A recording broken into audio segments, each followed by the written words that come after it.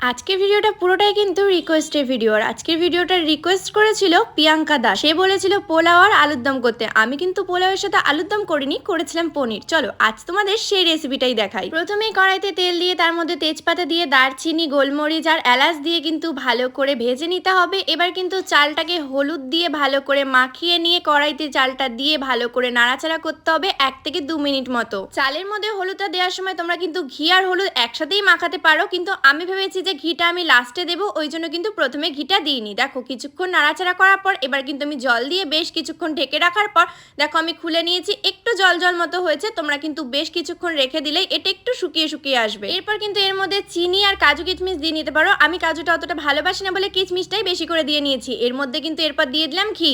এরপর বেশ কিছুক্ষণ নাড়াচাড়া করার পর কিন্তু ঢেকে রেখে দেবে। তারপর দেবে কত সুন্দর ঝরঝরে হয়ে যাবে। সত্যি বলতে পনিরের তরকারি দিয়ে আর পোলাও দিয়ে দুপুরের লাঞ্চটা আজকে দারুণ জমে গেছিল।